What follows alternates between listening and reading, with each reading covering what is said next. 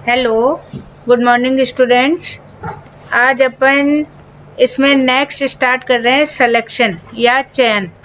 अब जो चयन है उसकी सबसे पहले अपन परिभाषा या डेफिनेशन लेते हैं।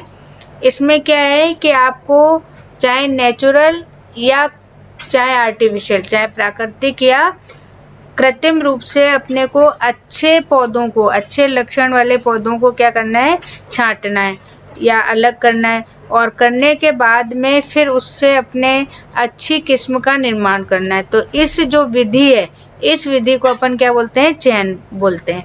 अब यहाँ पे जो चयन है वो चयन दो प्रकार से, एक तो प्रकृति करती है और दूसरी क्या करती है, अब मनुष्य खुद करता है। तो यहाँ पे जो है पहला, जैसे अगर आपने पुराने उसमें देखा था, तो यहाँ पे जो पहला है वो क्या है, नेचुरल सिलेक्शन या फिर प्राकृतिक चयन। अब ये जो प्राकृतिक चयन है, उस प्राकृतिक चयन में अपन किसको सबसे ज़्यादा जानते हैं, डार्विन को। तो डार्विन ने जो है प्राकृतिक चयन किया था और उन्होंने कहा था कि जो प्रकृति है वो प्रकृति जो है चयन करती है। तो जो डार्विन है, उस डार्विन ने यहाँ पे प्राकृतिक चयन है उसको बताया कि जो प्रकृति है वो अच्छे लक्षणों का चुनाव करती है। तो इस क्रिया को अपन क्या बोलते हैं, प्राकृतिक चयन। और प्राकृतिक चयन में हम अच्छे लक्षणों को तो लेते हैं और जो हमारे खराब लक्षण है या रोग वाले लक्षण है वो धीरे धीरे क्या हो जाते हैं, नष्ट हो जाते हैं। उसके बाद में जो दूसरा चयन है वो चयन है कृत्रिम। और ये जो कृत्रिम, फिर देखो दूसरा है कृत्रिम चयन, जिसमें कि मनुष्य है वो मनुष्य पर परागण क्रिया द्वारा या स्व परागण क्रिया द्वारा अच्छे लक्षणों को प्राप्त करने के लिए ये क्रिया करता है। तो दो तरीके, सबसे पहले हो गया चयन, तो चयन में अच्छे लक्षणों का, और फिर उसकी दो विधियां हो गई, प्राकृतिक चयन और कृत्रिम चयन। तो यहाँ पे जो क्रिया है, इस क्रिया में अब अपन चयन में दो विधियां आज करेंगे। एक विधि तो होगी आपकी समूह चयन की, और एक विधि है आपकी शुद्ध वंशक्रम, मास सिलेक्शन और प्योर लाइन सिलेक्शन। अब देखो सबसे पहली जो अपन विधि ले रहे हैं वो कौन सी ले रहे हैं, मास सिलेक्शन या समूह चयन। अब इसमें अपन क्या कर रहे हैं कि सबसे पहले एक समूह बना रहे हैं और उन समूह में अपन एक जैसे लक्षणों को लेके चल रहे हैं। तो ये विधि क्या कहलाती है, समूह चयन। और फिर अपन बहुत सारे ग्रुप्स बनाएंगे, बहुत सारे समूह बनाएंगे और उन सब समूह में अलग अलग लक्षणों का अपन यहाँ पर चयन करेंगे। तो जो ये आपके फोटो है इसमें मैंने आपको दे रखा है कि ये जो मास सिलेक्शन है इसका सबसे ज़्यादा उपयोग हम कहाँ करते हैं, जो अपनी लोकल वैरायटीज़ है उस लोकल वैरायटीज़ को इम्प्रूव करने के लिए। और दूसरा जो है हमारा कि हम कोई हमारे पास में ऐसा लक्षण है जो अब अच्छा नहीं है, तो उस लक्षण को शुद्ध करने के लिए हम ये काम करते हैं। अब अपन देखो इसकी विधि देखते हैं। अब देखो विधि में ये आपको डायग्राम दे रही हूँ। तो यहाँ पे सबसे पहले आपके बुक में भी ऐसे ही डायग्राम है।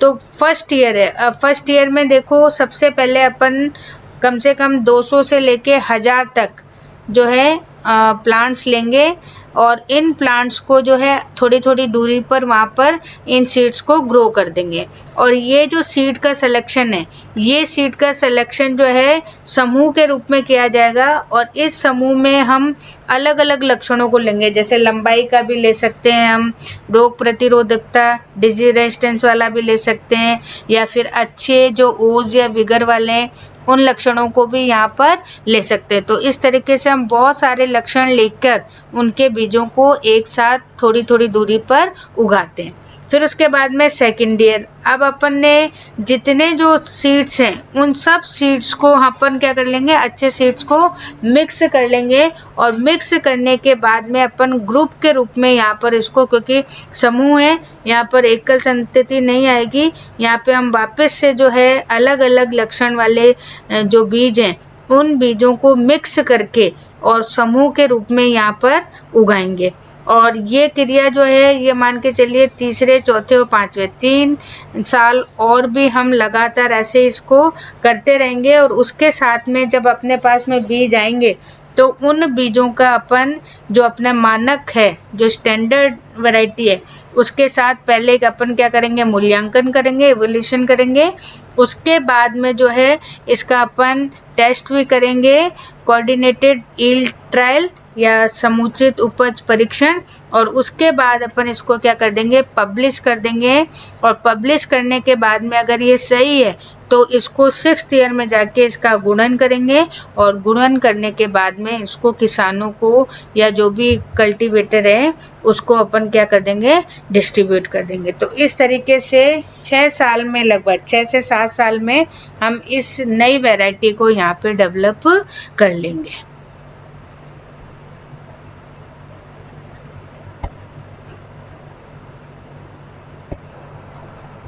अब देखो अपन थोड़े से इसके गुण और अवगुण देख लेते हैं, मेरिट और डिमेरिट। तो जो गुण है उस गुण में अपन क्या करते हैं कि सबसे ज़्यादा यहाँ पर जो ओल्ड वैरायटीज़ है उन वैरायटीज़ को अपन अच्छी लक्षण के रूप में यहाँ पे अनुकूलित कर सकते हैं। फिर उसके बाद में जो है इस जो मेथड है, इस मेथड से अपन जो है आनुवांशिक विविधता यानी कि जेनेटिक वेरिएशन बहुत ज़्यादा अच्छा तैयार कर सकते हैं। फिर उसके बाद में ये जो मेथड है बहुत सिंपल सा है, तो यहाँ कोई दिक्कत नहीं है। फिर एक और इसमें काम में अपन ले सकते हैं कि हमारे पास में जो वैरायटी है उस वैरायटी को इस मेथड से अपन क्या कर सकते हैं, प्योर भी कर सकते हैं, या आप कह सकते हो इम्प्रूव भी कर सकते हैं। तो यहाँ पर ये इसके क्या हो गए, गुण या एडवांटेज। अब यहाँ पे देखो जो नेक्स्ट है वो नेक्स्ट है इसकी डीमेरिट्स या दोष। तो अब यहाँ पे क्योंकि आनुवांशिक विविधता ज़्यादा है तो यहाँ पे आपको समरूपता कम मिलेगी। फिर उसके बाद में ये मान के चलिए कि इसमें जो अपने को प्लांट्स हैं उन प्लांट्स का रियल इवोल्यूशन यहाँ पर नहीं हो सकता, वास्तविक मूल्यांकन यहाँ पर नहीं हो पाता है। और दूसरी जो है, हम जो वैरायटी बना रहे हैं और जो हमारे पास में स्टैंडर्ड है तो उनके बीच में हमें ज़्यादा डिफरेंस नहीं दिखता है, तो इसलिए हम उसको पहचान भी नहीं पाते। तो ये जो है, और एक आप ये कह सकते हो क्योंकि आनुवांशिक विविधता यहाँ पर जो है ज़्यादा है तो यहाँ पर अलग अलग चीज़ें आपको अच्छी भी और बुरी भी यहाँ पर मिल सकती है। अब यहाँ पे देखो सेकंड वैरायटी है शुद्ध वंशक्रम या प्योर लाइन। अब इस विधि में अपन क्या करते हैं कि जो सेल्फ पॉलिनेटेड प्लांट हैं, स्वपरागित हैं, उनकी अपन क्रियाविधि करवाते हैं, संततियाँ प्राप्त करते हैं। और यहाँ पर आपको, क्योंकि नाम से ये प्योर लाइन, 100% जो है शुद्ध वैरायटी आपको यहाँ पर मिलेगी। और जो भी अपने को नई संतति मिलेगी वो लक्षण प्रारूप के साथ साथ जो है उसका जीनी प्रारूप भी कैसा होगा, बिल्कुल सेम होगा। और हो सकता है कि वातावरण के लिए इतने अनुकूलित ना हो, लेकिन फिर भी जो है हमें बिल्कुल प्योर यहाँ पर वैरायटी मिलेगी। अब देखो इसमें भी एप्लीकेशन दी हुई है, उपयोग अपन कहाँ कर सकते हैं, तो इसमें भी अपन लोकल वैरायटी है उसको इम्प्रूव कर सकते हैं। जो हम प्लांट इंट्रोडक्शन यानी कि हम कोई बाहर से वैरायटी ला रहे हैं उसको भी हम इम्प्रूव कर सकते हैं। फिर उसके बाद में जो है कि यहाँ पर जो भी अपना पुराना कैरेक्टर है उस पुराने कैरेक्टर को भी अपन यहाँ पर क्या कर सकते हैं, प्योर कर सकते हैं। तो ये आपका हो गया प्योर लाइन सिलेक्शन। अब यहाँ पे देखो इसकी विधि, तो फर्स्ट ईयर है सबसे पहले, तो यहाँ पे अपन दोनों तरीके की जो अपनी देसी पुरानी किस्म है उसको यहाँ पर अपन उगाएंगे, इसके सीड्स को। और इसमें बहुत सारे लक्षण होंगे, यहाँ पे भी लंबाई है, पकने की अवधि है, दानों का आकार है, या फिर जो है रोग रोधिता है। तो ये सारे बहुत सारे लक्षण हैं, उन लक्षणों को मिक्स करके अपन यहाँ पर इसको उगाते हैं। फिर जो दूसरा साल है उस साल में अपन इन सभी लक्षणों को अलग अलग करके जो है एकल पादप संतति के रूप में यहाँ पर उगाते हैं। और उससे क्या होगा कि अपने को एक एक लाइन में, जैसे मान लीजिए एक लाइन अपन ने लंबाई के लिए ले ली, एक लाइन अपन ने दानों के आकार के लिए ले ली, तो जब अपने को सीड मिलेंगे तो उन सीड में भी अपन जो अच्छे हैं उनको अलग यहाँ पर कर लेंगे। तो इस तरीके से जो है यहाँ पे सेकेंड ईयर में कर लेंगे।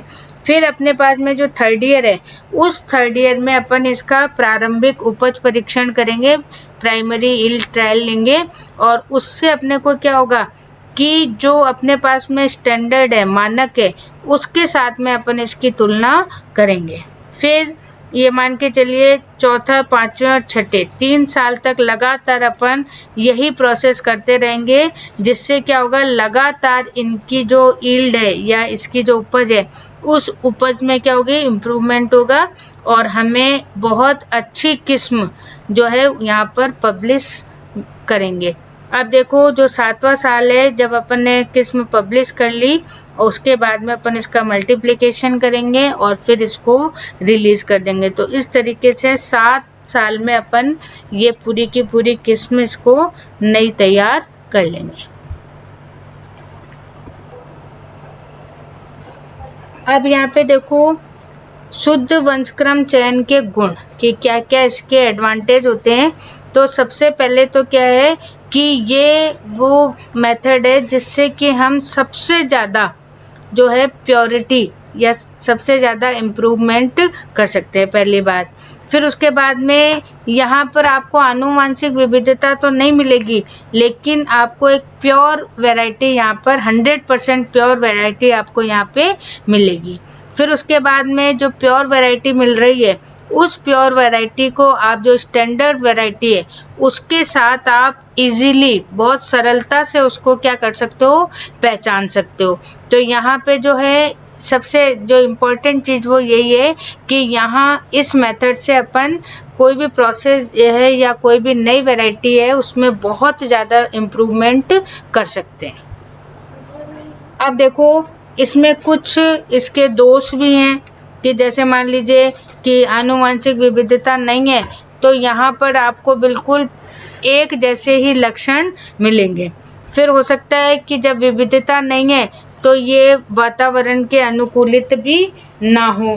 फिर एक और जो सबसे इम्पोर्टेंट है कि ये जो मेथड है, इस मेथड में बहुत ज़्यादा समय भी लगता है, लेबर भी लगता है, और पैसे भी ज़्यादा लगते हैं। तो इसलिए जो है ये वैरायटी थोड़ी सी, हालांकि इम्प्रूवमेंट बहुत है, लेकिन समय जो है अधिक लग रहा है, टाइम भी वो लेबर भी ज़्यादा लग रही है, पैसे भी ज़्यादा लग रही है, इसलिए इसको ज़्यादा नहीं किया जाता है। अब देखो एक लास्ट में इसका और टॉपिक बच रहा है कि अपन इन दोनों में क्या कर रहे हैं, डिफरेंस कर रहे हैं, शुद्ध वंशक्रम और समूह चयन। इसमें डिफरेंस कह सकते हो या आप कंपैरिजन कर सकते हो। तो यहाँ आपके बुक में भी टेबल दे रखी है, मैंने भी इसमें टेबल दी हुई है। तो यहाँ पे देखो सबसे पहला जो पॉइंट है वो क्या है, नेचर या प्रकृति। अब प्रकृति में जो मास सिलेक्शन है, वो मास सिलेक्शन है, उसमें अपने को थोड़ी सी वैज्ञानिक ढंग को ज़्यादा अपनाना पड़ेगा। फिर उसके बाद में अगर आप प्योर लाइन में करते हो तो उसमें बहुत सिंपल तरीके से आप ये काम कर सकते हो। फिर सेकंड इसमें हिस्ट्री या इतिहास। तो ये जो है मास सिलेक्शन एक पुरानी, क्योंकि अगर अपन डार्विन का देखें तो ये जो मास सिलेक्शन है ये एक बहुत पुरानी मेथड है, जबकि प्योर लाइन है वो थोड़ा सा नया मेथड है। फिर उसके बाद में अगर अपन टाइम देखें कि कितना लगता है, तो मास सिलेक्शन में तो बहुत अधिक समय लगता है, जबकि प्योर लाइन में थोड़ा सा कम समय लगता है। फिर अगर अपन मेथड देखें तो मेथड में हम क्या कर रहे हैं कि जो प्लांट्स को सेलेक्ट कर रहे हैं वो अगली साल वहाँ पे इजीली ग्रो कर सकते हैं, जबकि प्योर लाइन में आपको उनको भी सेलेक्ट करना पड़ेगा और अलग अलग जगह उगाना पड़ेगा। तो ये थोड़ी सी विधि जो ये मेथड है वो थोड़ा कैसा है, कॉम्प्लिकेट। फिर उसके बाद में जो है अगर अपन कंट्रोल या क्रॉप पॉलिनेशन वगैरह देखें तो हम जो मास सिलेक्शन है उस मास सिलेक्शन में हमारे पास में जो पॉलिनेशन होगा वो पॉलिनेशन कैसा होगा, दोनों, हम सेल्फ भी कर सकते हैं और क्रॉस भी कर सकते हैं। जबकि जो प्योर लाइन में है उसमें हमें केवल कौन सा करना है, सेल्फ पॉलिनेशन करना है, और इसीलिए यहाँ पे तो होमोजाइगस समयुग्मकी मिलेंगे, जबकि मास सिलेक्शन में हमें दोनों तरीके से मिल सकते हैं, होमोजाइगस भी मिल सकते हैं और हेटेरोजाइगस भी मिल सकते हैं। फिर उसके बाद में अगर अपन अडेप्टेशन देखें, अनुकूलन देखें, तो यहाँ पे जो है मास सिलेक्शन में ज़्यादा अनुकूलता पाई जाएगी, जबकि प्योर लाइन सिलेक्शन में अनुकूलता क्या होगी, अडेप्टेशन क्या होगा, कम होगा। और फिर उसके बाद में अगर हम ड्यूरेशन देखें तो मास सिलेक्शन में लगभग 8 साल लगते हैं, जबकि प्योर लाइन सिलेक्शन में हो सकता है 10 साल तक आपको लग सके। तो इस तरीके से जो है यहाँ पे तुलना दी हुई है। तो आज अपन ने 2 मेथड यहाँ पे कर लिए, एक तो मास सिलेक्शन और एक प्योर लाइन सिलेक्शन। अब अपन कल, अभी ये तो सारी सेल्फ वाली थी, अब अपन कल जो है वो क्रॉस पॉलिनेटेड क्रॉप्स का करेंगे, ठीक है ना। Okay, thank you.